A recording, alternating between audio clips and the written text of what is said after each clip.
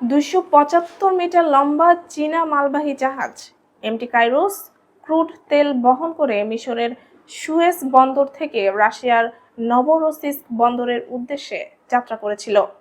কৃষ্ণ সাগরে প্রবেশের সময় তুরস্কের জলসীমায় জাহাজটি ইউক্রেনের নৌড্রোন থেকে ক্ষেপণাস্ত্র হামলার শিকার হয়। ক্ষেপণাস্ত্র আঘাতে সৃষ্ট ভয়াবহ আগুনের কারণে জাহাজটি 2 ঘন্টার মধ্যেই পরিত্যক্ত ঘোষণা করা হয়। তুরস্কের কোস্ট গার্ডের সদস্যরা আগুন লাগা জাহাজ থেকে 25 জন নাবিককে উদ্ধার করেন।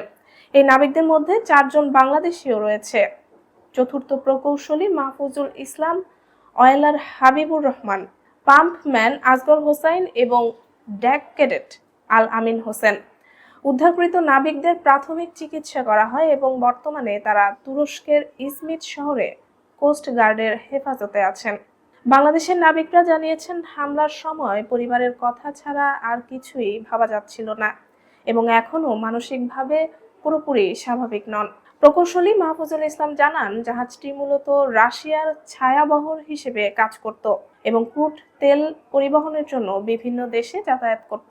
হামলার সময় জাহাজটি মিশরের পোর্ট সুয়েজ থেকে খালি অবস্থায় রাশিয়ার নভরোসিস্ক যাচ্ছিল। পরবর্তী গন্তব্য ছিল চীন বা ভারত।